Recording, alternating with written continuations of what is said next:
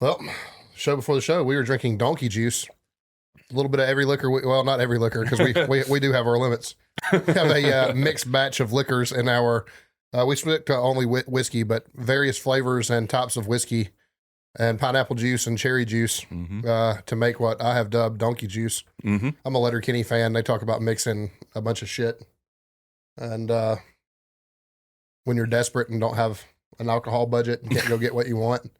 And we could have got what we wanted or not, but we have a bunch of we have a little bit of this and a little bit of that and about 20 different bottles. And we felt like we needed to clear some of those out. So. Yeah.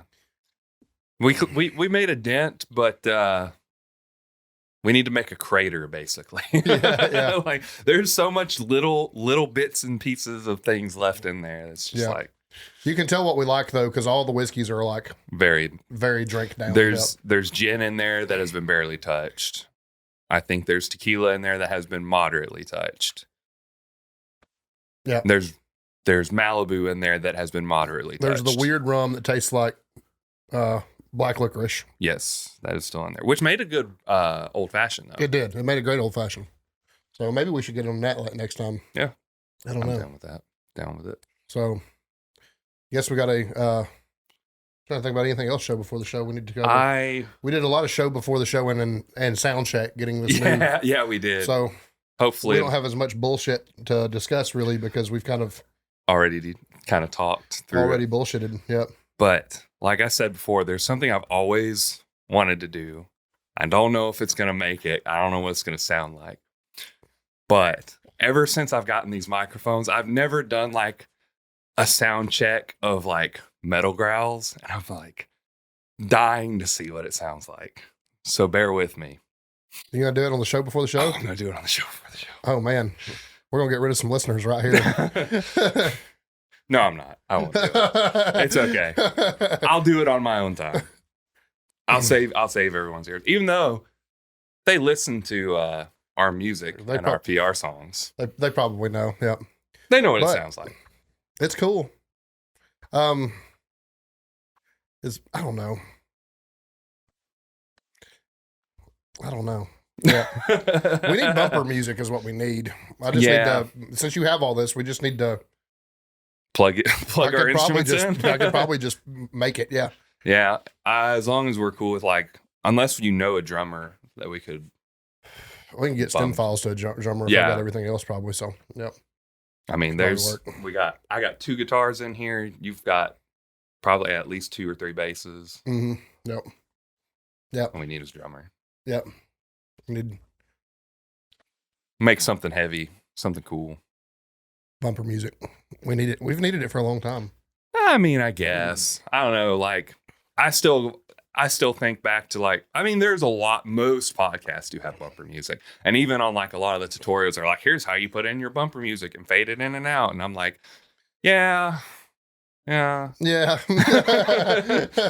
how you do it. Yeah, I know how to fade in and out music. But, I used to do that on Premiere Pro all the time. So. We want to do something like kind of proggy. I could hit up my friends in Great Gospel in Birmingham and just get one of their songs and be a good plug for them. To expose a whole 10 people to their music. Would do us a favor and won't make us, be really, really lazy and not have to actually do anything. Not have to make the music.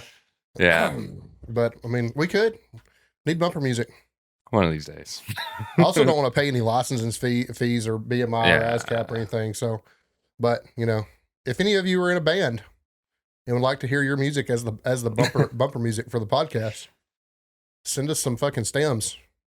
Well, we might can do it. I mean, if I just get a little clip, I can make it happen. It's just making it happen. Me being lazy. The stems would be better because it would come through and it wouldn't be one track. It would come through in stereo like it's supposed to. Right. Be multi-tracked in your DAW, so it'd be. Oh yeah, that makes sense. Yeah, you would have all the instruments here. Right, and I could mix it. Yep. Make it sound. It might sound a little different than what they would. Yeah. Prefer to mix it as, but it could be cool. Either one. And then our homies in No Culture, which is a shoegaze band. Neither one of us really listen to shoegaze, but they're really good. Really like them. but it probably wouldn't match what we do, or what we listen to. So it is what it is. That's fair. That's the show before the show, guys. Welcome to Sip It and Rip It podcast. I'm Zach. He's Nathan. You can find us at Coleman_Barbell, at Nathan Skedios, and at Sip It and Rip It on Instagram. Listen to us on Spotify, Apple Podcasts. Subscribe to us on YouTube. Leave likes, comments, reviews everywhere that you can. And yeah, that's the intro. Hello. That is the intro. That's the intro. What's up, guys? Gym this week? Gym this week was not a great week for me, but I mean, it was fine. It was my AMRAP on bench press and squats. Bench press went really well, 285 by 14. And that does project me out at a 420 pound 1 rep max. So that's good. So I'm tracking for progress, even though, haven't actually seen that we're probably 16 weeks away from seeing that on the big end. But, right. And then squats, took a little bit heavier than I was supposed to, just because I didn't want to load some bullshit weight. Because on a squat bar, I just wanted to look, right.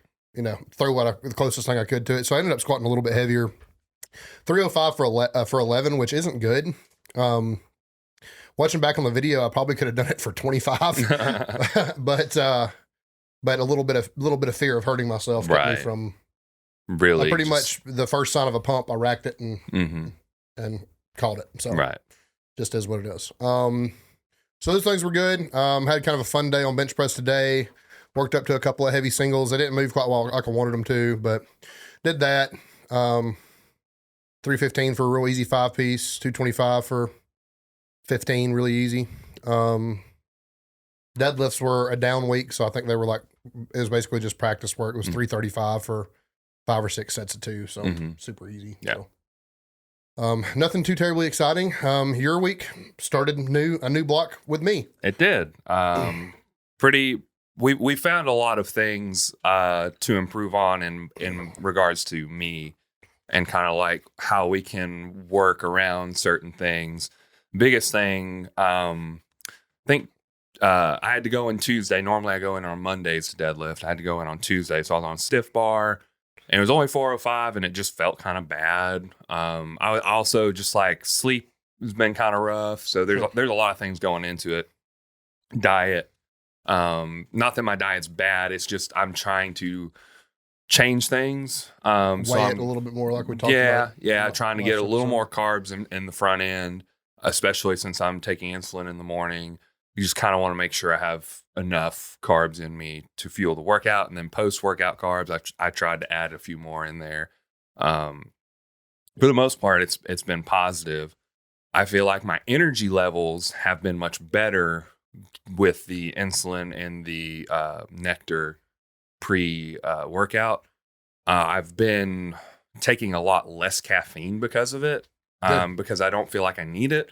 I'll do about, and this is kind of silly, and it's more or less just for the taste of it at this point, like a quarter scoop of pre-workout, just to add the flavor to my creatine and my hydration, because the hydration is just a little bit on the sour side. So that just kind of helps me get it down a little faster, a little easier. And then sometimes I'll have coffee in the morning. Usually I'm like an avid, every morning coffee person. Sometimes I don't even have coffee in the morning anymore. So, it's been good, for my energy levels. I do feel a crash later in the evening now. And I did have a major caffeine headache on last night. So I did like have a monster while I was at work at like 9 o'clock at night, which is not good, but I also go to sleep at 3 a.m. So the timing of it is more or less like me having one at like 2 p.m. for a normal person or something like that. Maybe 3. Yeah.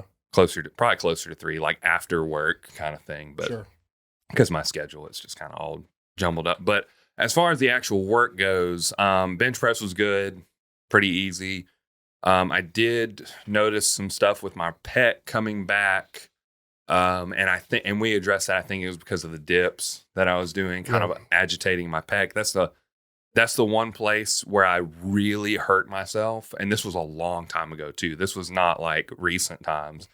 Like this was me when I first started lifting, like I hurt my pec doing dips. So Yes. there may just be some lingering fear there. And Sure. it's just like at the moment of something feeling weird, I'm like, nah, I'm done. Well, powerlifting is risk versus reward, right? Yeah. So, I mean, if you're thinking it's risky, then, and really, I want it we talked about this, we changed it to bench dips, which takes your chest out of it. I want it for a specific head of the tricep anyway. Right. So it's kind of like, if you had like anytime you used to have the tricep dip machine, like it was actual machine you set down to dip. Yeah. I mean, if we had one of those, that's what we would do. Yeah. The closest thing we have is that extension over there where it's like this. Yeah. But it's not quite the pushing down motion. Yeah.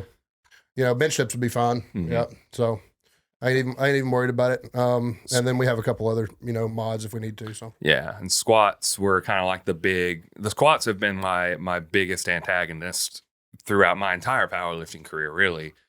But especially here lately, and just thought we figured out the knee and the back pain, and then knee pain we have kind of figured out, and it's manageable, but back pain has reared its ugly head afterwards. So we're kind of doing this super weird, very segmented squat that is like mid-bar. For me, it's very uncomfortable feeling right now, especially, I mean, even with just like 275, or it was like 285 because it was a squat bar. Like 285 felt really uncomfortable on my hamstrings because of how far forward I'm bending. But there was at least if there was pain, it was just lingering pain from prior sets. So that like easing of the pain makes me hopeful that squatting like this is going to work. And like we talked about, we are just going to swap to SSB as the primary squat, and then all of my secondary work is going to be this low bar, mid bar hybrid that I'm working on to see if we can actually squat with it that way. It's going to be zero acceleration. It's going to be super light, so it's not going to be a big deal. And the pump work has been pretty good. There were a few things that I didn't feel like I was really getting the most out of. It may have just been me. It may have been the day, but we're going to kind of like try a few new things and see a little more traditional stuff. I do like the Tabatas for certain things, but when we did the alternating bicep tricep, it just felt like it wasn't really getting in there. Right. Like I felt like I couldn't put enough into either one to feel stimulus, but it was just fatiguing. Yeah. Like, so probably works for other people, but it just didn't work for me. You have really strong arms too. Yeah. So, and on a Tabata timer, it's really hard to get under your thumb exactly how much weight you need. And I don't know if we've talked about this on the podcast, but I've kind of figured out that between 75 and 90 total reps over your 4-minute span. So you'd basically be about 40 reps a piece. Right. Would be ideal, on that.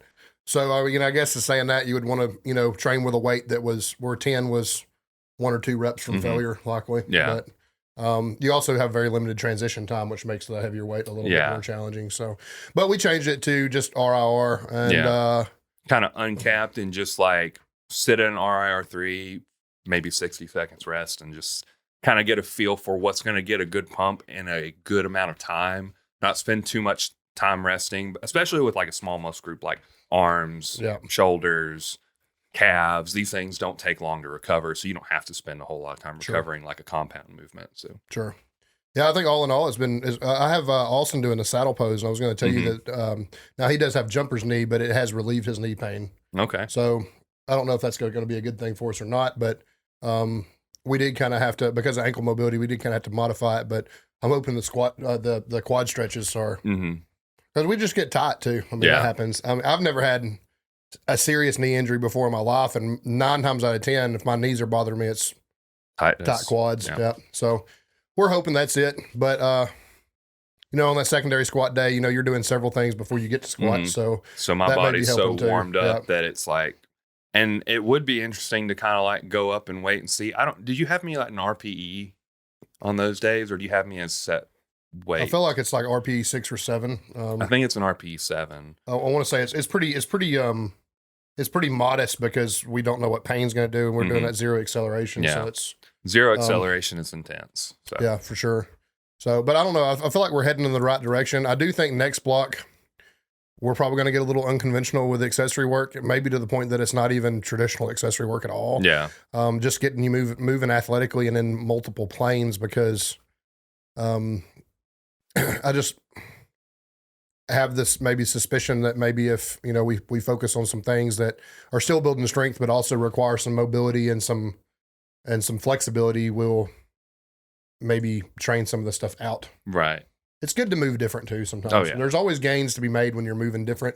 Even if it's not arm work, stuff like that'll be super traditional, but likely what will not be is leg work. Right. Yeah. So we'll probably won't ever give up a leg press because it's too sport specific, but probably going to get off the extension machine a little bit and, you know, into some other things. So, which is sad because it's one of my favorites, but I would rather be able to squat well than be able to do leg extensions. So, good resource for moving athletically.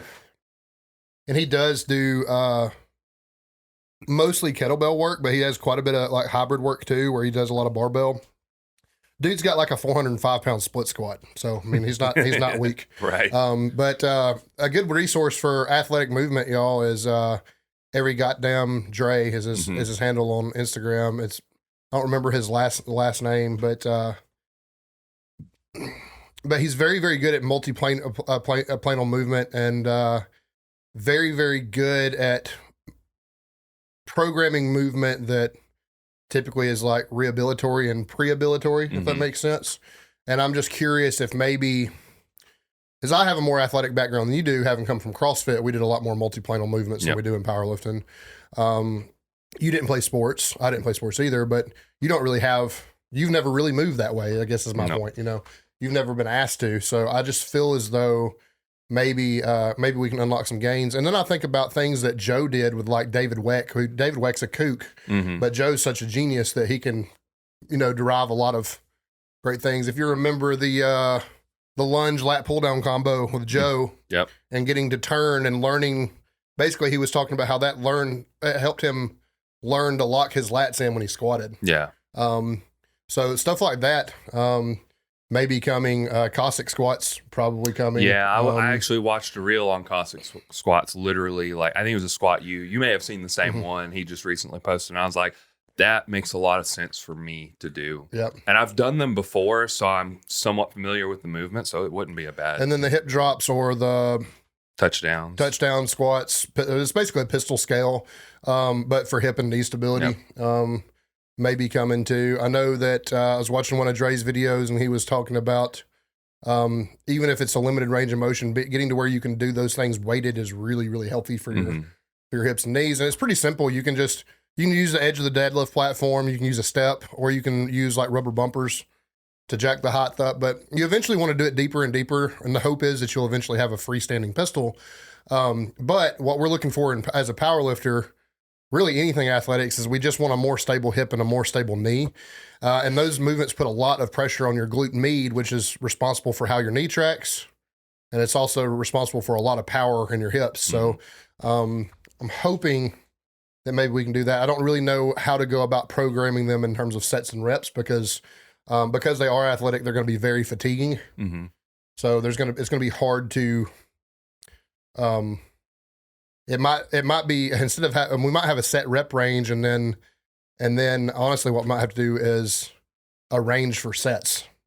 Yeah, like 2 to 4 sets, depending on how you feel, that kind of thing, and what you can handle. So, and we were also talking about doing this on off days too, and that's like getting extra movement is always a plus for body composition reasons and for strength reasons too. But just being able to do it on a day where it's like I don't have to worry about anything else. Like, if you're like Nathan and you have more than 2 times your body weight on a squat, you're probably not, a very, very scaled limited range of motion pistol is probably not going to be so fatiguing that you're not going to be able to squat the next time. So if it's stuff you have to do on your off day, that's fine. Like I said, you can do it off your, stairs up front or something. My porch. But whatever you do, I feel like they've helped me out a lot.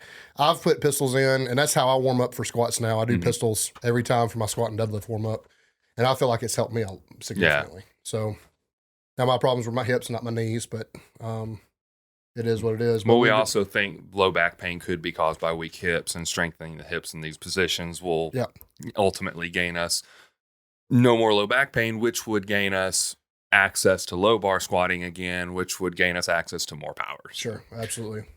But the next block is probably going to include some ankle mobility, just to see if maybe things tend to run up, Mm-hmm. The chain of command. So if you're having ankle problems, it could affect your knees and could affect your hips. Yep. So, ankle mobility is such a fucking buzzy thing in fitness. I don't think you'd really need an excessive amount, but you'd need enough that it's not fucking hurting your hips and knees. Right.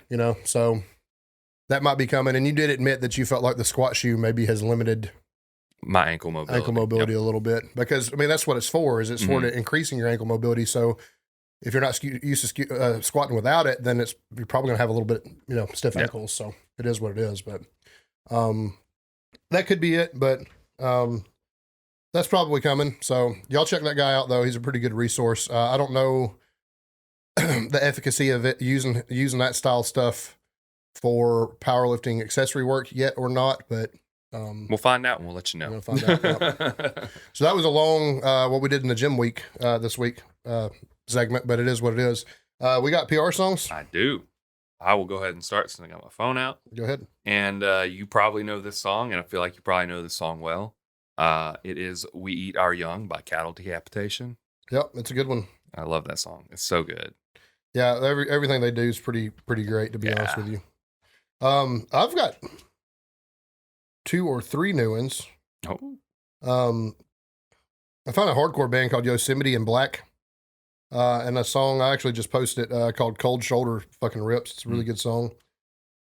I like it. Go listen to it. They call themselves hippie hardcore, but it's just a hardcore band, to be honest with you. Their bass player is a little person. Okay.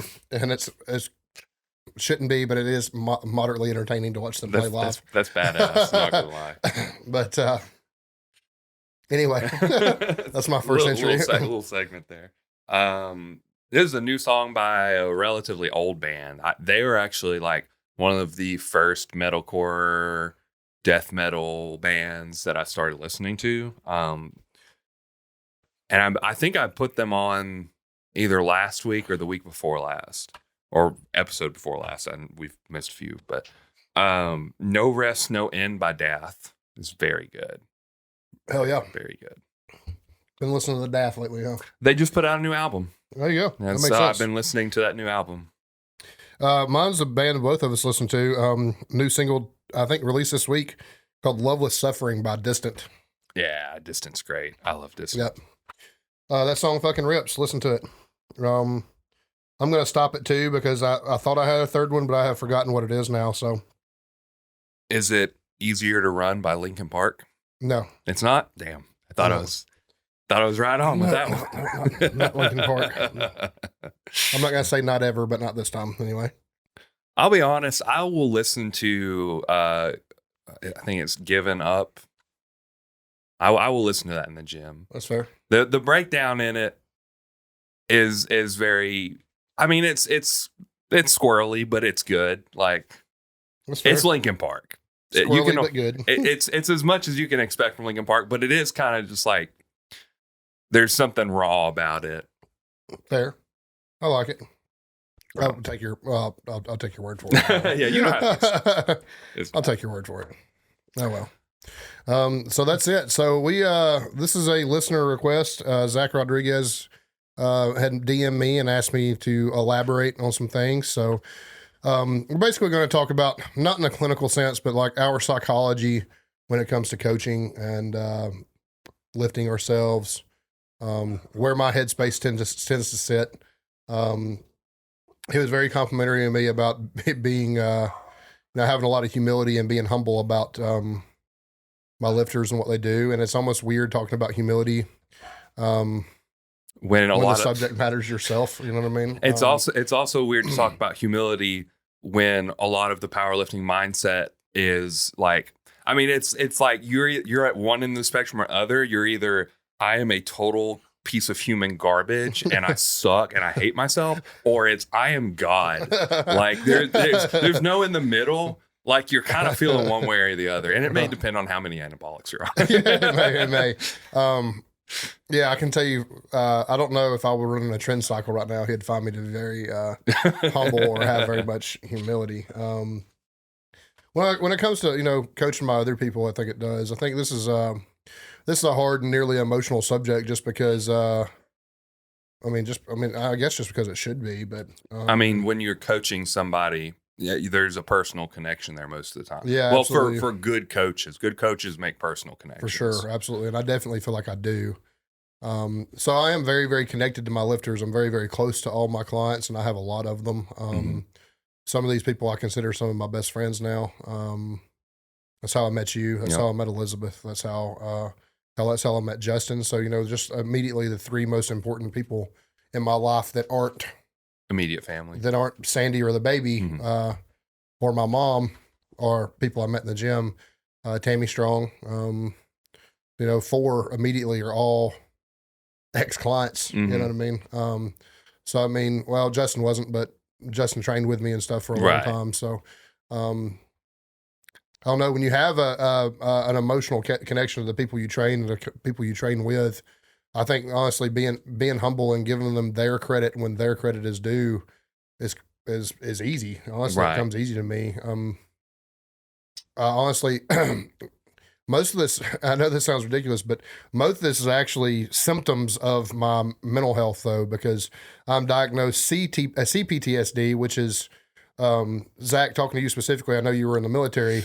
The difference between CPTSD and PTSD is that PTSD obviously tends to happen from a single traumatic event or a series of traumatic events like that, where complex PTSD is typically like acquired trauma. So you're talking about like CPTSD typically comes from like child abuse, sexual abuses, like little things. Well, they're really not little, but little instances that have repeated over and over and over again in your life.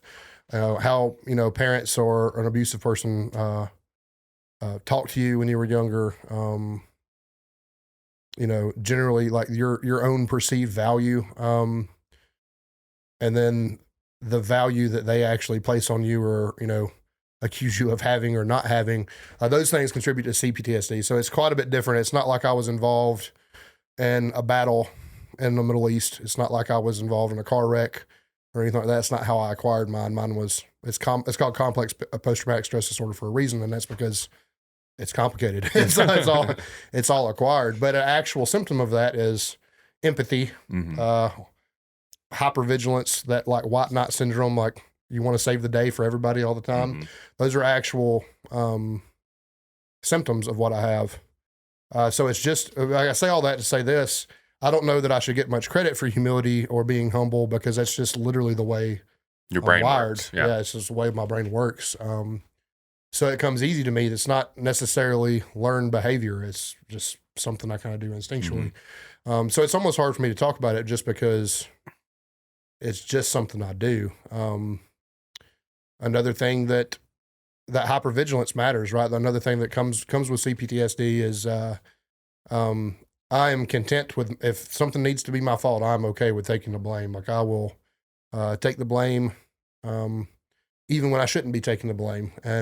But that really pays for me as a coach because, we talked about it last week, like my clients get all the credit when they do something successful, and I get all the blame when they do something bad. But that's the way I feel like it should work as a coach. So I guess I'm lucky in the sense that I haven't necessarily had to learn that. That's the way I am in my personal life.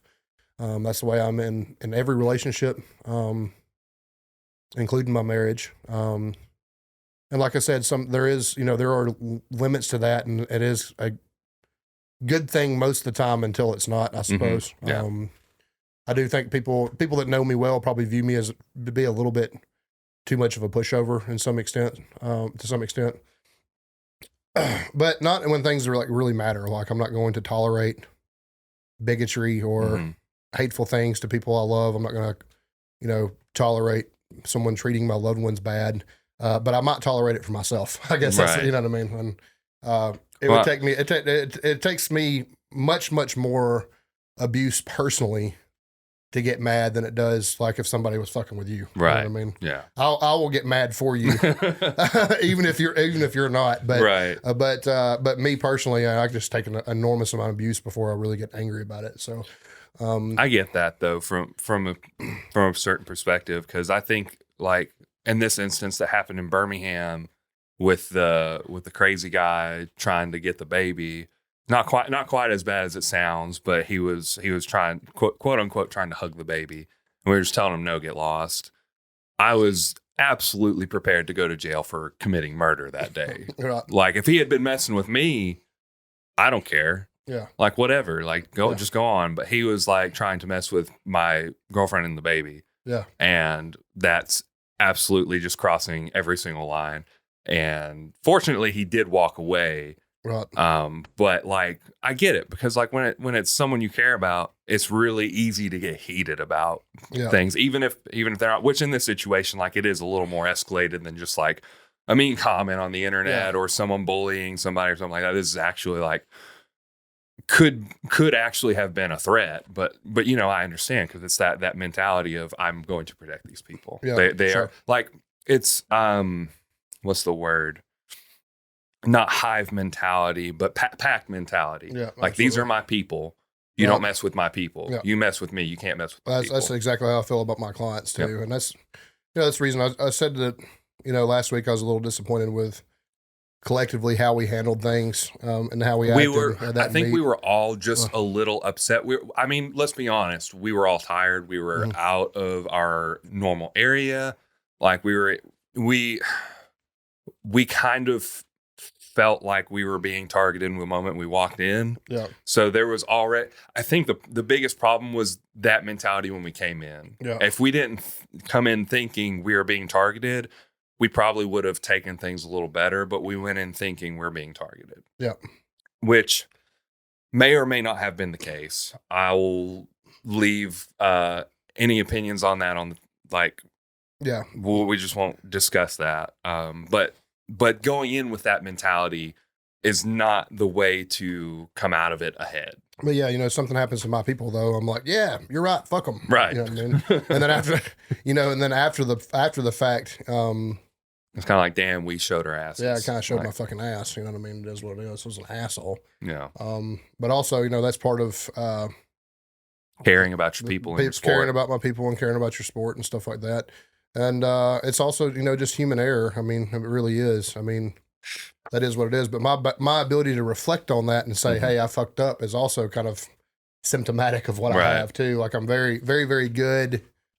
And there's areas I could grow in this, but I'm generally pretty good about self-reflection and how I act and what I do. And I can tell you, if I act like an ass and don't apologize for it, I'm 100% sure that it's that valid. It was the correct thing for me to feel. So it is what it is. But I mean, I don't know. I think that when you look for, if you look for a coach, even if you look for a training partner, whatever it may be, but specifically with a coach though, they should have some humility and they should be humble. Yeah. When it matters. And you want one that's going to talk some shit when it matters. Absolutely. But I mean, that's all part of it. And that's part of a team mentality. And I do view, I'm a little bit different than most people in that I do view powerlifting as a team thing, because let me tell you something, as an individual going to compete, you probably have a coach, you probably have a wife or husband and kids. You probably have, an entire community that you're going to drag to these things, or that have to suffer time away from you because you're dedicated to these things, that support you and what they want you to do it. So it is, whether you believe it to be or not, the fact is it's a team sport. Like there's a team around every individual, whether they want to admit it or not. So I reflect back to Joe and Brianni talking all the time about how they have a group of people, they call it a team, that works with them to get them prepped for meet day, right? Yep. So nutritionist, someone who handles their supplements, someone who handles their training, someone who coaches them through. It could be a bunch of different people, a bunch of different inputs and values, and people saying things to get you to a position where you are ready for this. Now, it can be as simple as you and a coach. It can Sure. be as simple as just like one other person and the people that are supporting you. Sure. And not necessarily, like a giving you information or things like that, but just supporting you and your endeavors. Yep. Right. But yeah, I more and more, I used to think of it more and more as a solo sport. And the longer I've been in it, the more I feel like it is more of like a team effort. You are the individual that is going out to compete. You are the individual at the end of the day who is responsible for what you do on the platform, but you do have people supporting you the whole time. Yep. So there is like a team aspect of it while it is still also a solo sport. I mean, when you're up there, you're carrying the names of Your coach, everybody your that supports you. nutritionist, Yeah, absolutely. I mean, you're if you're in a lifting team, your teammates, like if you go out there and you bomb out your squats because of depth, your coach is probably not going to be super excited about that. Yeah. They might be. I mean, you say, I have to take the blame for this, but like if they're cutting depth or they're like intentionally not listening to you, that's a whole different story. It is. There's only so much and it's funny talking about this because I actually, I was in a meeting with my boss's boss on Thursday. We were talking about from a management perspective, you have to know when to take the blame and you have to know when to not take the blame, right? Yeah. So there is a time where it's like, you can say, well, I told him to go to depth. I told him to squat to depth all the time. And he never did in practice, and he didn't change anything in prep, and he didn't change anything on the platform, so he got all reds. That I can't take the blame for that. Right. But if you let things slide in practice, in prep, If I'm not saying things actively about this athlete, then you should take the blame because it is your fault. Yeah, I agree with that. I mean, that's something even I struggle to do a little bit, but I mean, I don't know. Me and Zach talked specifically about me admitting that I called a bad bench press day the other day. Mm-hmm. But I just did. I mean, I have the power to theoretically overwrite that athlete's opinion and say, hey, you need to take this. Just trust me. I didn't do that with Austin. It would have, it turned out, his number one competitor pulled a deadlift that would have sealed the deal regardless. But, if I had called that a little bit, if I had called his numbers a little bit lighter, he's still going into deadlifts like matched or a little ahead. Yeah, absolutely. And then that's, a much, much bigger, the deadlifts are much less of a big deal at that point. I called deadlift the way I did, and I really called his deadlifts pretty masterfully, if I say so myself, because he did. It was a much more aggressive plan than we wanted, and he did pick them up. Yeah. So I don't really have any regrets about how I called that, but me and Zach were talking specifically about how I called bench press, and he complimented me on how I was, freely able to admit that the bench press calls that day were my fault, and they were. I mean, it's just simple. It's just, and that's being able, my fault, right? And being able to admit that and see that, and then in the future be like, if something is ringing, if your spidey sense is going off, you can just be like, no. Yeah. It's like, I've been here before. We're not doing this again. And there's still some meet day instincts that I lack, even though I've coached, several hundred of them now. Yeah. And it comes with practice and it comes with time. And I kind of ignored my own philosophy on bench press, and that bench press has, I'm not saying this is for everybody. This is definitely not true of you. But for most part, bench press is unreliable on meet day in terms of your training 1 rep max. That's the one I feel like people tend to exceed the least. Yeah. You see it more often than not in any meet. Like more often than not, it's going to be a 2 for 3 day on bench press. Very few people go 3 for 3 on bench press. Even the best, John Hack didn't go 3 for 3 on bench press. Yeah. Like if John Hack is missing his third bench press, that tells you something. Yeah, absolutely. He's one of the best pressers in the world. Bench can be hard to call, but also like I said, I have traditionally on my better called days, I have called them more conservatively, knowing that they tend to be less reliable for my athletes. Now, I will say this: I have made an honest attempt to make us all better bench pressers, so that it is more reliable on meet day. But I should have went with what I knew. And that's that bench press is unreliable on meet day. you know what I mean? It just is what it is. It's also, on my programming, we squat and deadlift a lot together. Yeah. there's always a secondary squat on your deadlift day. There's typically an RDL or some type of deadlift variation on your squat day. Like those are two things that we do together in fatigued quite a bit. It's a little bit different, especially when you're talking about a 700-pound squat like Austin has. That's super taxing on your upper back. Right. That's really more taxing to the bench press than people would give it credit to be. And that's something that maybe I should have considered and didn't do. I mean, if this is humility, me admitting these things, I am gracious to be, for that to be something to describe me. But I really think it was just me being a dumbass and just being more willing to admit that I was a dumbass. But, like I said, that is something that's just, it does kind of come naturally with me. So, talking about that a little bit, just because it kind of triggered in my brain flashbacks. Joe actually did deadlifts by themselves, and he would put squat and bench together. Yeah. So, and he would put like a leg press and a shoulder press together on his bodybuilder days, hypertrophy days. With Ron, my deadlifts always stood alone. Mm-hmm. With Ron, I'd have 3 lower body days and only 2 upper body days on my 5-day split. And then closer to prep, when I moved to a 4-day split, it was 2 and 2. Mm-hmm. But and I almost always had 2 squats a week, regardless. Yeah. But we did a lot of standalone deadlifts at that point too. There may be something to that. Yeah, there may be, absolutely. I don't remember Shaco was probably the last time I pressed on the same day that I squatted, to be fair. I have programmed some older athletes, like Monday, Wednesday, Friday, squat, bench, deadlift. And on Saturday is basically a meet day, like SBD. Yeah, an SBD day. So I have done with that a little bit with some success. And that can work. Personally, I think like me, you, and Austin are probably too strong for that. At this point, yeah. Just kind of is, especially 2 back-to-back deadlift days. Yeah, 2 back-to-back, unless you're doing like a variation and a light variation. Like I think Jamal Browner typically does that. He does an SBD day, but all of his lifts are like submaximal. Yeah. Like even if he's doing a primary lift, which I think he might be doing a primary deadlift, everything is submaximal. His squat is a variation. His bench is submaximal. His deadlift is submaximal. Sure. But he's just training that, getting through an SBD. Yeah. And I think there's probably something to that. But then again, like all of this stuff goes back to the athlete. Sure. What is the athlete capable of? What does the athlete need? Like that's the puzzle, right? Yep. Like you have all the pieces. You have the squat, bench, deadlift, accessory work, cardio, recovery. Yep. You have all these pieces. How does it fit in the athlete? Right.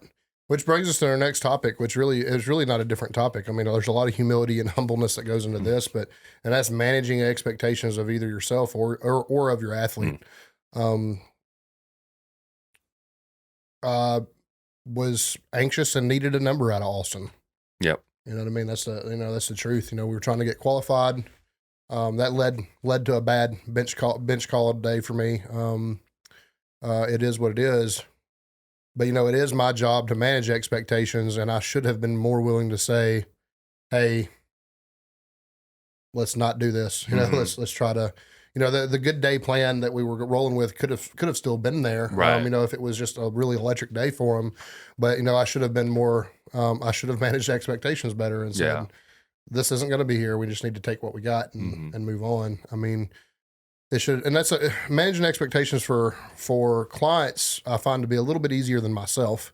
But definitely, especially a new client. You come to them and they got a 1,200-pound total, 3, 4, and 5, let's say, right? And they say, I want a 500-pound squat, a 600-pound deadlift, and a 400-pound bench by the time, 3 months after we get done, after we start training together. And I'm like, how many anabolics are you willing to do? Yeah. How are you willing to eat? Are you willing to move up a weight class? And then how much money do you have for Tremblant? No, I'm hey, kidding. Is cheap, let's be real. It's true. But you do have those people, and you do have to kind of dial them back and say, hey, this is a slow progress. At the point you have a 1,200-pound total, really regardless of body weight, at 1,200 pounds, you're probably stronger than the average gym bro.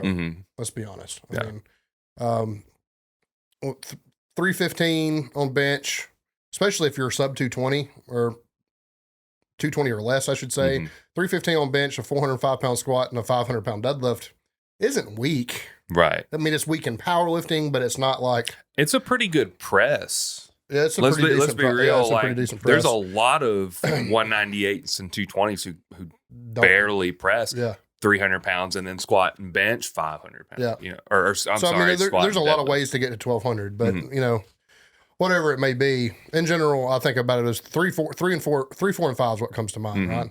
But like, if you have those, like, you're probably average, you're stronger than most average gym goers. I mean, it is what it is.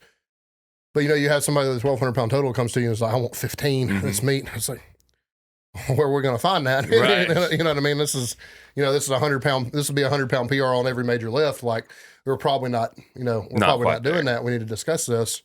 And then even still, even more advanced athletes, like me and Austin know we want him to total more than 18, and really 1,900 is the goal. But like, I can't blow smoke up his ass and tell you, oh yeah, we're gonna have 2,000 in nationals. Right. We're not gonna have 2,000 nationals. Right. We might not have 19, but we don't have 2,000 nationals. Right. Like, you know, 19's in the cards, because if you look at it the way I look at it, if he goes, you know, if he hits his top numbers of the day, it would have been 700, 450 would have been, that's 1,850. So it's believable. Right. You know, to some extent, you know, on his total. It's believable. At the same time though, like, we really just need to go, the idea is to go get nationally qualified. He did that. And then go stand on the podium in nationals. That's the expectation. Right. Like, we're not planning on winning. I mean, yeah, we have to be realistic about what's out there. And I'm gonna tell you something. There's plenty of fucking 275-pound athletes with a 2,000-pound total at the national level. So there's plenty of 220 pounds. Yeah, exactly. Athletes with like a 18, which is going like, as not you know, like we're talking about lifter of the day stuff, but like, Austin's been around this long enough that he knows that. Yeah. Like, he knows he's not totaling 2,000 in St. Louis. I mean, but you still have people that come to you and say, I want this. And even myself, like, you know, I'm smoking these squats lately. I feel like, hey, I might have, managing your own expectations is wildly different because, like, you know, even today, like with my press, it's supposed to be a fun day. And I'm like, I'm going there with full intentions of smoking 405, 415, something like that. And like unrack 315. And I'm like, oh, felt it. Yeah. Like, this is, I don't know what I expected after all this volume training. And I haven't even been under 300 pounds other than on the football bar. It's like, but in a regular bench press, I haven't even been under 300 pounds in 6 weeks. Right. So like, I don't know what the hell I was expecting. And I worked up to 385 for a kind of a grindy single. And which is fine, but like, I completely went in there with the head of, I never take pre-workout, took a little pre today. I completely went in there with the attitude of, I'm going to fuck something I've never touched. Right. You know, something I've never touched before is getting fucking smoked, and that did not happen. Right. So, I mean, managing expectations is just fucking hard. Yeah. I mean, it really is. I think that the expectation, if you want to know about managing expectations, typically what I'm shooting for on the next meet to meet is 102.5% of whatever you did. So if you had a 100-pound bench press, the next time I want to see you have 102.5 bench press. That's, you know, that's the easy way to look at it. But yeah, about a 2.5% jump, which with somebody like Austin is not small. Right. I mean, which, I mean, you could probably expect more out of someone with a 100-pound bench press. Even a woman, like, they're probably going to put a little more than 2.5 pounds on. But for Austin on squat or deadlift, though, that's a 15-pound PR. That's not small to us at this point. You know what I mean? Like, on bench press, it's, you know, 5 or 10. But, like, again, grand scope of things, not really. Yeah. So I kind of do it in the numbers game. Like, 2.5% in prep that's a reasonable. I'm just saying, like, it scales based on experience level and like where you're at total strength wise. Like, if you're brand new, sure, maybe you can probably 110% of your total, right? You know, something like that. But depending on like also how long we're talking, you have an off season, injury history, like, are you healthy now, like that kind of stuff. Like, yeah, I mean, that definitely. And the next time I compete, I'll add hundreds of pounds to my total. Well, because my only total is 1023. Yeah. Because I pulled a novelty deadlift just to say I finished the meet. Probably the only person in the world to make 1,000 pounds with A 135. A really respectable bench, a crappy squat, and then a 200-pound deadlift. But it is what it is. It was a single leg deadlift, wasn't it? Basically, yeah. But all jokes aside, I mean, managing expectations is the hardest thing you do as a coach. I mean, it really is like, and then you have to manage your own expectations of that athlete, because you get into prep and you're like, things are either going a lot better or a lot worse than you thought they would, and you're like, fuck, like better. The temptation is always like, well, let's just give him 5-pound increase across the board or something. No, if he's doing better than expected, you leave that shit where you had it. That means you're calling a good plan up to that point. That means you've programmed well. They're getting recovered. You don't fuck with it. If they're doing better than expected. I think the only exception there is like, can you make adjustments to third calls or even second calls to clip or win? Like meet day, that's fine. I agree with. But I'm talking about the actual block. Oh no. Like if you're we're staying the course. Yeah. You know what I mean? Like it's, I'm glad that you're, yeah, 450 was supposed to be an RPE 9. You made it look like an RPE 6. That's great. Next week, you're still only going to squat 460. Sorry, bud. Like you're not getting under 500 just because, right. Just because you probably can. But that's also reducing risk and stuff like that quite a bit. So, and you're still so close to that the effort that you need to make gains. Like I was listening to Dr. Mike talk about it, and he was talking about making progress. And he was like, what's better, going in and doing like 500 for a set of 7 and then a set of 3 and then a single that sucked, or going in there and hitting 470 for 3 sets of 8? Yeah. Which one's better?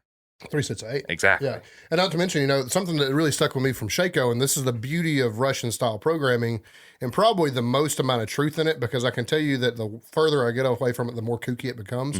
But Boris Shako talked all the time about your 1 rep max increases if you can accumulate quality reps over 85%. That means it doesn't have to be 90, 95, 100% all the time. It means like a single at 85%, and you'll see a lot of them. Yeah. A super submaximal single, if it's done well with good technique, it provides enough stimulus for growth, if that makes sense. So like high quality singles of about 85%, that's the most value I got from Russian style programming. I mean, but I think that's pretty important. Well, especially now for us guys that have gotten really strong. I have, a half dozen of us are better with a 1,500 plus pound total. As well as I do, women are a little capable of quite a bit more than we are. And that's going to be another subject for another day. But depending on the day, 85% might be a max single for that day. It might be max effort, for real. When you consider fatigue, what's going on in your life, where you're at in your programming, diet, stuff like that, sleep, recovery, hydration, everything that goes into it, 85% might be as much as you can crank out. We talked about there's a 15% reduction in strength if you're dehydrated, up to a 15% reduction in strength if you're dehydrated. Well, guess what that happens to be? Right, 85%. So yeah, us guys that are more skilled or further down the road, I think, just accumulating reps, and doesn't have to be uncomfortable, but just in a heavy near maximal percentage is enough for stimulus. It doesn't have to be. And I've had this conversation with Lance. Lance is having a prep that he that's not necessarily the prep that Lance wanted to have. Right. That way. It's going a little bit more poor than he expected it to. And he's had a lot of, I'm only using him as an example because he's had a lot going on in his life that has affected him outside of the gym, and then thus affecting his ability to, 1, be consistent, and then 2, like really put effort into the head and his head into it. You know what I mean? He's done really well considering those things, but things are we're a little bit behind where we thought we would be. Right. I mean, at that point though, like we do manage things on a day-to-day basis. He texts me and says, this isn't going to be here today. Well, I'll say, take this number instead of that number or whatever it may be. But that's literally what we're doing for him. Like right now, I know as long as he's hitting that 85 mark or higher, even if it's not the program single that we had, he's getting the stimulus we need for growth. Yep. Like, he missed a 405 pound squat the other day, but he made his 385. Like, well, 385 at that point for somebody whose max is 420 roughly. Right. 385 is great practice. That's a great single. Like not a problem. That's all the stimulus we need. Like move on. Missed a deadlift the other day. It was supposed to be a heavier single. Missed his top set, ended up pulling like 20 pounds less or something like that. That's fine. Yep. It's fine. We got the stimulus we needed. Don't fucking rack your brain about it. And also, I'll be honest with you, it's really, really hard. We're talking about whether to take work away or to reduce weight or stuff like that. A reduction of weight is fine, but just completely overhauling his program, the only thing that's going to do is make him self-conscious about meet day. Like, I would rather take it on a day-to-day basis and say, hey, let's just make this adjustment today. If your top single's there next week, great. If it's not, we'll make that adjustment there. Right. You know, but you know, you could absolutely gut somebody by saying, hey, you know what? Sucks. You suck. Like, let's pull back. Let's pull back. Yeah. That doesn't do me any good and doesn't do him any good. You know what I mean? But I mean, again, that's, you know, making those day-to-day adjustments, even though I wrote weeks ago, we have a 460 single today, managing those expectations and say, it's just not going to be there. Like at that point, anything over 400, right. Probably good to go. You know what I mean? Like we're getting what we need out of it, move on. That's something not necessarily as it relates to 85% plus, but that's something I learned from Brandon too, was like, if it's not there, like I missed a heavy deadlift one time with Brandon and he's like, well, what was your last warm up? It was like 5 plates. It was like 495. 495 was my last warm up. Smoked it. And he literally responded with me, that's all the stimulus we need. Don't worry about it. Right. Move on. Do better next time. No big deal. And he was absolutely right. Like, it's hard. You know, it's hard as the athlete to think about that sometimes, though. But like I think back to my prep with Joe and how incredibly submaximal it was. Well, not even that. I'm just thinking back to like the last like couple weeks where everything felt like everything was going wrong, and I felt like I was having the worst prep ever. Yeah. Like it happens. Like but we were still making progress, even though I didn't realize that. I was thinking, man, like everything sucks. I'm having all these issues. Nothing is moving well. And I will take some. Thank you. We're re-upping on our donkey juice, y'all. Donkey juice.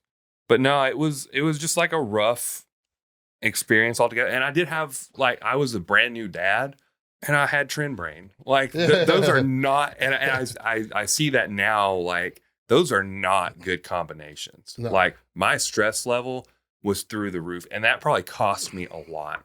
Thinking back and knowing what I know now about, I'm just going to call it systemic fatigue, because there's another word for it, but I can't think of it. But just being like so overstimulated and being unable to recover. The only thing that was recovering me was the drugs. Yeah. Like that was the only thing keeping me going at that point. And it was also affecting my brain to the point, like, it was like a two conflicting things going on, whereas like this is recovering me, but it's also fucking me up entirely because my stress levels are so high because I'm taking the drugs. But if I stop taking the drugs, then my recovery is going to drop incredibly bad, and I'm not going to get that back until my brain recovers. So it's like a giant mess. So don't do trend, guys. Yeah, managing expectations too. I mean, you are talking about, when you're talking about an enhanced athlete, they're going to have a real fucking hard dick for lifting heavy. It's really, really hard. It's really hard to reel somebody in. Yeah. I mean, because it really does. People can say what they want to about a lot of drugs, but trend is that one thing that will really make any 19 Nors really will make you feel like you're 10 foot tall and bulletproof. I really wanted 100 pounds more than what I got at my meet. Like that's where my head was when I went to Joe. That was even before the 19 Nors. Yeah. One thing that he kind of did, and I told him, I was like, this is kind of what I'm shooting for. And he just kind of, in a very polite way, said, we'll see. He definitely had doubts. I didn't have doubts at the time. I thought the way I was progressing everything, but he could tell. He's been in it long enough to know. He's like, yeah, that's probably not happening. This is where you were at last time. You think you're going to put 100 pounds on your total, 150 pounds on your total? Okay, bud. You're not going to do that. Right. But, that's just one of those things where he did kind of have to manage that. And he kind of was like, he didn't rule it out. He didn't say, you're not going to do that. He didn't say, there's no fucking way. He was probably thinking that, but he was just kind of like, well, we'll see. We'll get everything that we can get. That's what he said. We're gonna get everything we can get. When we set these expectations for ourselves, we don't consider injury. We don't consider even like things that are just short of injury, like Strains. your elbow tendonitis is flaring up. Mm. Well, enjoy 1 time a week pressing frequency until that gets better. Right. You know what I mean? Like that can really, kind of tank a prep and tank stuff like that. Like everybody, they set these expectations, but they don't set any expectations or don't pay any mind to all these peripheral things that are likely going to happen during prep. Like you're probably going to have some bumps and bruises, a strain or two. I have elbow tendonitis. Like you're going to have that. I have hip pain. Mm-hmm. Like all these things are going to take away from your net volume, and it will slow progress to some extent. I mean, that doesn't mean that you won't progress, because I mean, every time we've done it, we've progressed, right? I mean, you put a, hopefully put a PR total together every time you're on the platform. Yep. That's the goal. And the more often you compete, the less likely that is. That's true. But me and you believe in a long off season for a reason. I mean, that kind of stuff. That Zach actually did ask us to talk about that, but we won't get to it tonight. But I don't know. I mean, my best suggestion is, as an athlete, is to manage your own expectations before consider those peripheral things that you don't have control of, bumps, bruises, life stresses, stuff like that. I wish that I could tell you that if you start at point A and you do all the little stops in between, you'll get to point B like without a hiccup. But the reality is there's so many other things in our lives going on. There's so many other variables in training that there's a reason like we undulate. Nothing happens like perfectly linearly. Yep. You know what I mean? Even linear progression doesn't happen perfectly linearly. I mean, if you're up for 6 weeks and you're down for deload, then you're going to start a little bit lighter than you left off and then peak a little bit higher. And then, even it's not perfectly linear, even it's a roller coaster. So like, I mean, you have to consider those things like when it comes to managing expectations, which kind of leads me to my next thing, which is the last topic of the night, which is good old imposter syndrome. Whether or not we belong in the sport, whether or not we belong coaching the sport. Can I answer this very, very easily? If you want to be there, you belong there. If you want to compete in powerlifting, then you belong there. You should, like, I understand why a lot of people, especially like there's older people, there's younger people, there's thinner people, there's bigger people. That's the thing about powerlifting. There's a bunch of different people who compete. Huge demographic. It is really like what it takes to be a powerlifter is a desire to powerlift, like just wanting to squat, bench, and deadlift maximally. Like that's all. That's literally the whole sport. Yeah. The only gatekeeping you're going to find is going to be from people who you don't want in your circle anyway. Right. Yeah, I agree. Like, so if someone looks at you as a person wanting to get in powerlifting and say, you're not built for this, fuck them. Yeah. Show them that you're built for it. Yeah. Like look, there's guys like John Hack, right? One of the best in the sport. 220, usually less than 220. 198 is his usual weight class. But he did step into 220. Super lean, 220, very light for the amount of weight that he moves. And then there's guys like Juwan. He's going into a 198 class. But he's been a 181. He's been a 181 for different compositions, a little shorter, not as lanky. Yeah. There's guys like Dan Bell, who's just a monster, just huge. There's guys like Jesus Oliveras, huge, massive dude. Like, and then there's I'm trying to think of like little people like Heather Connor, super small. She's like barely 5 foot, right? Yeah. she's like super small. Yeah, absolutely. Deadlifts 400 pounds, and she weighs what, like 148? Yeah, something like that. She's in a super lightweight class. There's taller girls. There's 181s. There's super heavyweight girls. Like there's masters, submasters. Like there's huge demographics of youth. Folks, I mean juniors. Like, and there's even just locally, we see a representation of most of these classes. Like, I think not so much at this past meet. It was mostly open men, but there was a big masters showing there. I was surprised. Right. Like there was like 6 or 7 masters lifters there. Sure. So again, if you feel like if you want to be there, then you belong there. Sure. Like that's I mean, I think that's I think initially that's probably correct. And then you have things though that kind of, you're kind of bound by to some extent. Like for me is my injury history. Mm-hmm. Like I have in the back of my head is like, am I ever really going to be able to do this? I can't get past a second squat. You know what I mean? Like, can't do that. Can't do this. Yada, yada, yada. Right. I mean, and then here I am coaching it professionally and I can't even put a total together. You know what I mean? So that's another thing. And then, I think maybe what Zach had really asked about was like, from a professional standpoint, like, why is it, that I have these feelings? But I mean, a lot of that comes from that mental health history that we talked about too. Like to somebody in my life, most of my life, I've never been good enough. And that's like, that's always in the back of my head, right? Like, I didn't meet expectations for, a couple of people in my life, and they always let me know that, I fell short of expectation. So I don't really feel as though I'm going to meet expectations I've set for myself. I definitely don't feel as though I'm capable of meeting expectations for somebody else. Just looking around that room the other day and the other coaches in it, I've beat those coaches head to head multiple times. Maybe not where it's counted as much as it should. Like I really need a win at regionals. I really need a win at nationals and places like that. But, athlete to athlete, depending on who it is, like I have beat everybody I coached against. You know what I mean? Like they've beat me. It is what it is.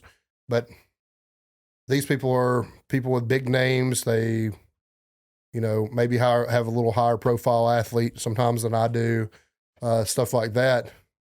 And I still feel as though I don't, even though I can go and call a good day and beat them, and I can prep the same way that they prep, or I can even prep better than they prep. And another point of that is we talk about all the time is I'm doing this without competition equipment. I'm still doing this with the exception of barbells, I'm still doing this on commercial gym equipment, stuff like that. Like, and we're doing it and we're going and we're winning, but I still look around the room and being like, well, I don't have what he has. I can't do it at the level he does it. I don't belong here, especially when you eat shit like I did, a couple of weeks ago. Yeah. It's like, well, fuck. Like, well, I think saying eating shit is a little egregious when was it 2 silvers? We had a lifter of the day, silver for Austin, gold for Steven and for Mason. I mean, we won more than we lost on Saturday, but still, the expectation is, my expectation is to not fucking lose. We don't do this. We don't do it to lose. I mean, I believe in the plan that I set in place for these people. And on meet day calls, I can be a lot better, and I admit that. But we could have done everything I wanted to do that day, and I still would have felt like, I didn't belong in that room, doing what I'm doing. That's my own, mental anguish. It really isn't anything, it really isn't anything beyond that, really. I mean, that's, I did the same thing, like professionally in music. It got to a point, especially when I was in college, because I wasn't traditionally or classically trained. I never really learned how to read music. I can do that now. I actually have been taking sight reading lessons and whatnot, but I relied on my ear so much and got through music school fine, like basically faking my way through it, just listening to it. But there was always this like, you're less than these people, you don't belong, you don't do this, you don't do that. And really, I mean, a lot of the time, and I believe this, like looking at it from like bird's eye view, I'm a much better player than 99 out of 100 people I graduated from UNA with. Like I'm a much more capable person, but I still didn't believe that. Right. And it ultimately like kind of rendered me useless, and eventually, that feeling turned into laziness, and then I did lose something to those right. folks. You know what I mean? I would like to not do that in powerlifting. You know what I mean? I have been, like I said, I've been elite at things before. I've been elite at music, and basically talked my fucking self out of continuing a career in that because of imposter syndrome. So, I'd like I said, I would like to not do that in powerlifting, but it is a constant fight, and I don't. Hell, man, it's an intimidating room sometimes. I mean, we have opinions of some coaches here, but when Ron and Les and Chris and people like that are in the building, like I do feel lesser. You know what I mean? It is what it is. Even though, like I said, I've beat them all head to head. So, well, it may also be kind of to the same extent, right? Like even if you beat all these guys, and maybe you feel pretty confident even after that. Like maybe you do feel like, I've beaten them before. It's not a big deal. And then we're going to nationals in St. Louis. Guys like Joe Sullivan are going to be coaching there, and it's kind of like, well, there's this next step, right? And it's kind of like from the athlete's perspective, right? Yeah. Like there's always like, well, I won this meet. What's the next meet? Like aiming for that bigger thing. It's like, we hit this PR. I pulled 600 pounds, 650, 700. Like there's always this other goal. So it's kind of like you do have to, and I think this comes back to talking about managing expectations. Like you have to take things one step at a time. So like thinking about it, like from a coaching perspective, like you're just making gradual increases. I'm trying to make a connection here, but my brain's alcoholed up. But like you want to progress, and you're having a real hard time. Well, yeah, I mean, I think I can kind of elaborate on that. Like nationals is either going to be really, really great for me or really bad for me, one or the other. And like if we go and do well, even if we don't podium, but if we go and we execute a plan and we do well, and I don't expect an attaboy from, national level coaches or anything. That's not necessarily what I'm looking for. But if we go and we execute and we do the things that we're supposed to do, win or lose, with that level of coach being there, I will definitely feel like I belong. Maybe not at that level, but I'll definitely come back home with a little bigger dick. I can tell you that much. But like, just being able to say you stood with them, yeah, you did your plan, everything went well, yeah, win or lose, like we did what we wanted to do. Yeah, I mean that's going to be really, really good for me. I hope that I don't get up there and like fucking shrink to the pressure of it. I think the big difference between powerlifting and music is for music it was just me. Like there was no. I say that, and that's not even completely true, but for most part, like. I was the only person I could let down, really. You know what I mean? And it's a lot easier to let yourself down than it is to let a group of people down. Yeah.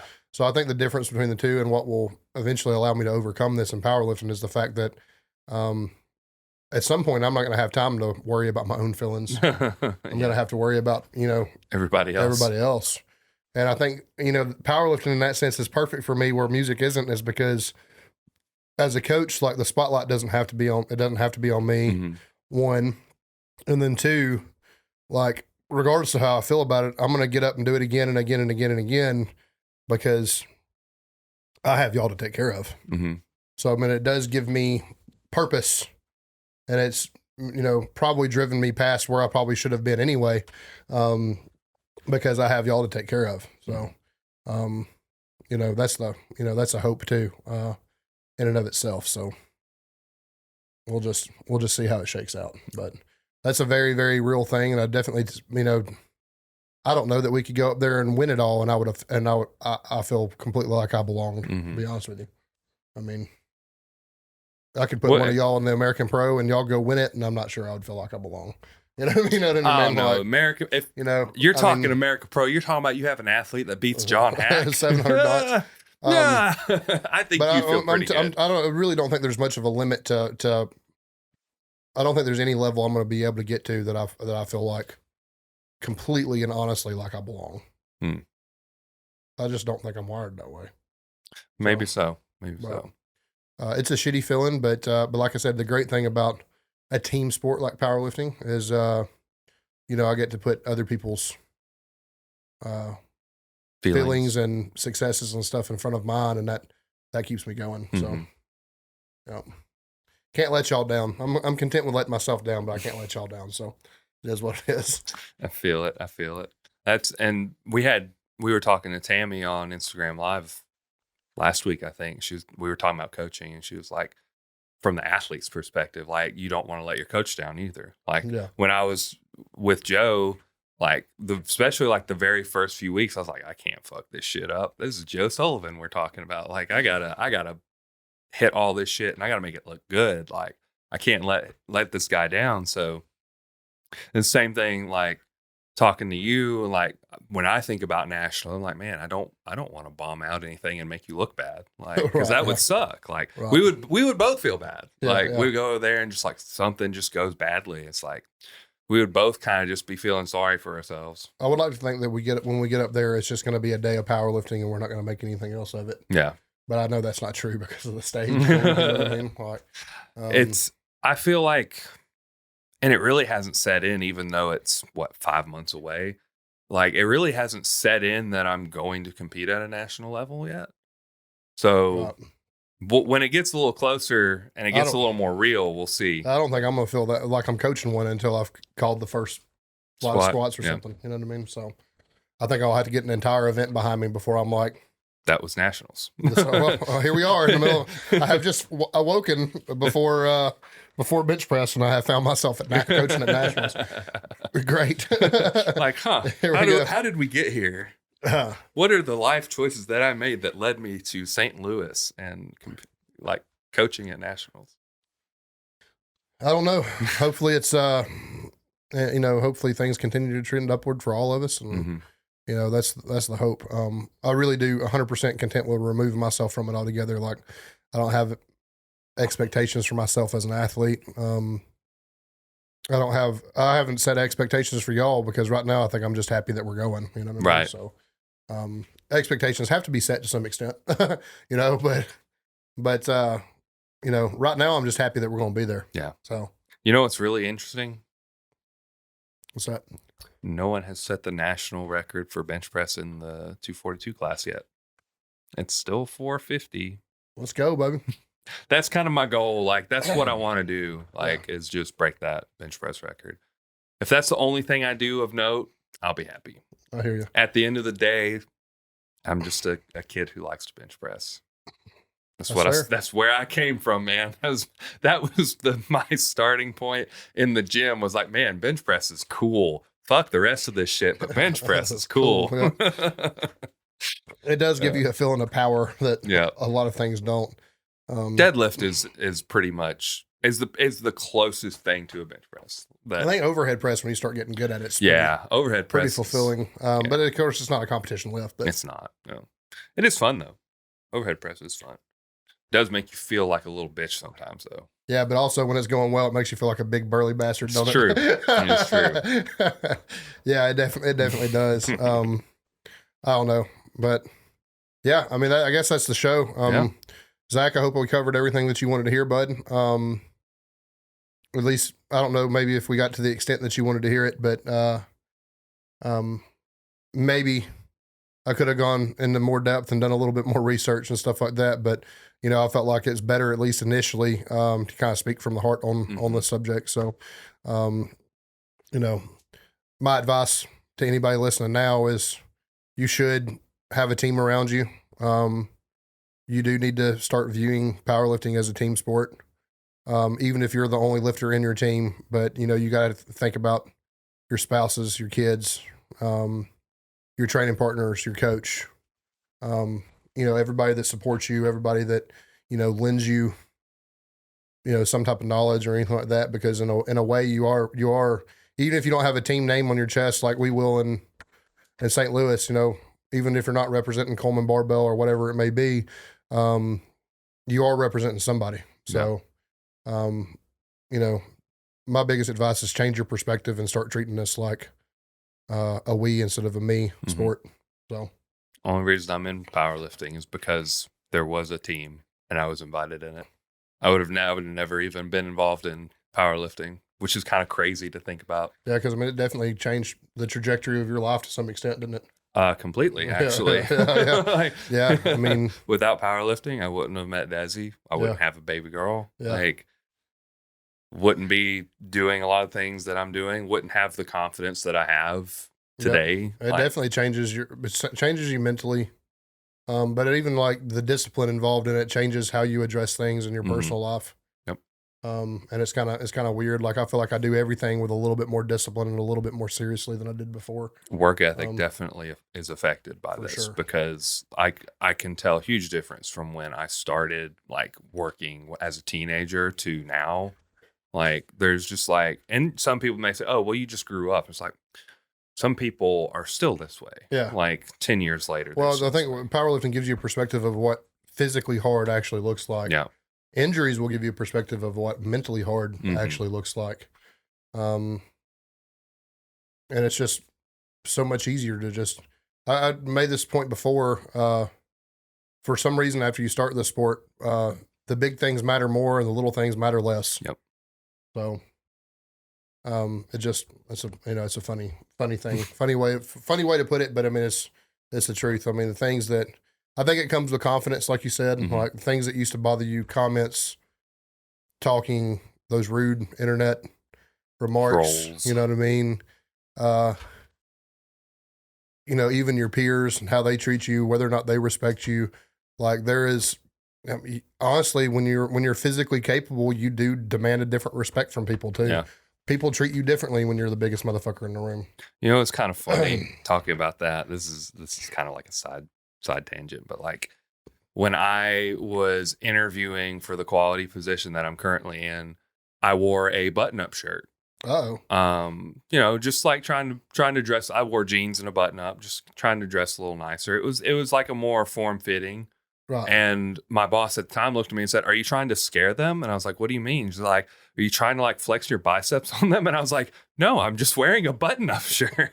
Right. Calm down. But it's really funny because like that's the first thing they notice. Like, man, he looks jacked. Like, and so it's like when you walk into to an interview and you are just like jacked, and the other two people are not jacked. They're like, "Damn, this person must be disciplined because he is jacked." There's some. Oh yeah, absolutely. You have self-respect. Like you have. A willingness to do something somebody else isn't. It does speak to you. It does speak for you in a sense. I mean, 100%. I believe that. I mean, I don't know. There's, it has the gym in general has the power to be life changing. But when you start doing it for a purpose, it really does change pretty dramatically, I think. So I don't know. That's my thoughts on humility, imposter syndrome, and managing expectations. Yeah. So they were all pretty connected. I feel like. Yeah, I think we were worried about segues, and it just kind of just happened. Yep. Dad jokes. All right. So I'll get us started. So I went to the doctor with a suspicious-looking mole, and he said they all look that way, and I should have left him in the garden. Yeah, that was good. I read that one the other day and I laughed my ass off about that. I actually got into Sandy hates this. Sandy likes a single dad joke, but she hates when I get like nerdy about it and like read like one after another. And I totally did that to her the other day. Oh man. I don't know. I can go with another one. Go ahead and go with another one. What do you call students in an optometry class? I don't know. Pupils. Good one. Oh, man. Yeah, I'm not even finding any right now. I was going to give archery a shot, but there were too many drawbacks. Colorblind friend insists that all apples are yellow. I told him that was bananas. What bras do female pirates wear? I don't know. C cups. There we go. I recently opened a company selling trampolines disguised as prayer mats. Profits are going through the roof. I think I may have told that one last week. I actually have that one saved. I'm really bad about retailing them. That's it. I'm getting out of this because I always retail Hang on. I had a legless dog named Cigarette. Is it because you took him out for a drag? Oh, man. What do you call a legless cow? Oh, legless cow. I don't know. Ground beef. Yeah.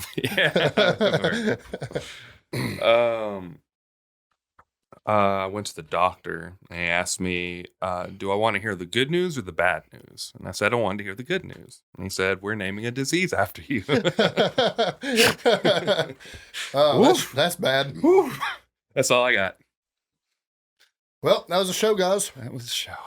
Follow us at Coleman_Barbell, at Nathan Skedios, at Sip It and Rip It. Listen to us on Spotify. Leave comments, a review there, all that good shit. Apple Podcasts as well. Subscribe to us on YouTube. Leave us likes and comments there. All that stuff. So that's it. That's the show. That's it. It's over. It's over. It's done. Its lifespan has ended. There's no more episode. It's over. Yep. It's gone. It's finite. It's gone. Finite. Done. Bye, y'all.